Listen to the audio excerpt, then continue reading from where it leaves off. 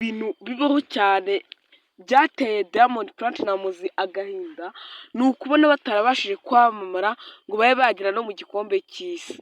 Ibi ni ibintu byagoye cyane Diamond kubyiyumvisha, ndetse twongeye kubibona no mu yindi ndirimbo yitwa Nawaza by Diamond Platnumz.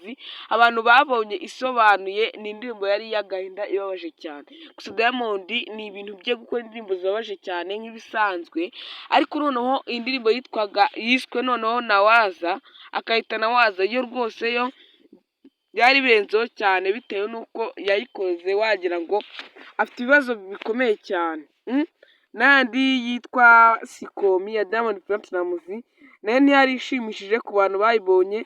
Nabonye mwararebye cyane ku buryo abantu babashe kuyireba ni 2,000 na bingahe, ubwo nuko bimeze. Okay, hari akantu ngiye kumvisha gato mbere yuko dutangira ku kijyanye n'uko Diamond Platnumz atabashe kumenyekana ngo agere mu gikombe cy'isi.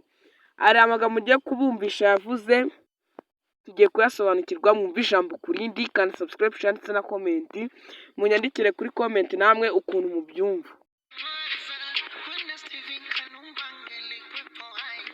Ndabaza ngo kubera iki tutamenyekana?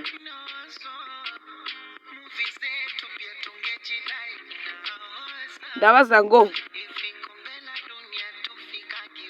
kuki tutajya tumenyekana ngo tugere mu gikombe cy'isi?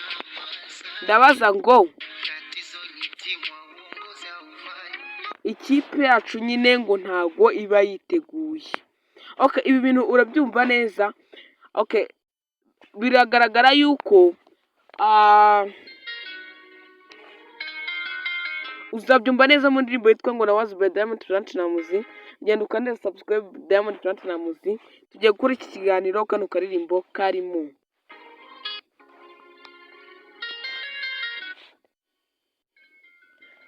Okay, Diamond Platnumz kuba atarageze mu gikombe cy'isi ni ibintu byamubabaje cyane, ndetse iyi ndirimbo ndakwifuriza kuzayireba igaragara, kubera yuko izagufasha.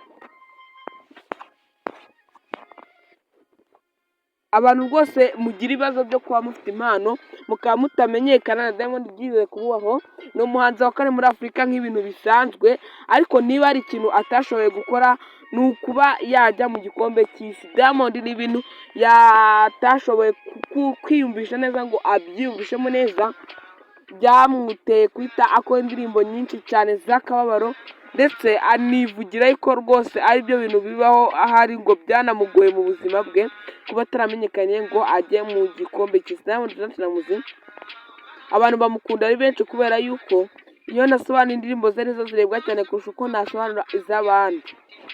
Okay, n'aka karimbo rero nongera nkabasobanura nta kibazo, twihuta cyane. Okay,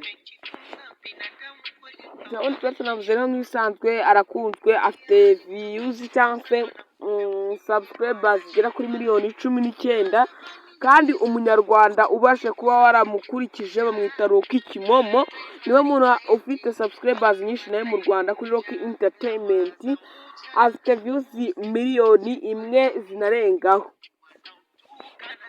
Urumva ko bararenze cyane, kubera yuko nanjye mfite subscribers 1,200, bivuze ngo nanjye ntangiye kurya ku mafaranga vuba cyane, ni ikibazo. Okay, ndabashimiye kuko mwagiye mubana nanjye, reka nze mbatemo ntaribi.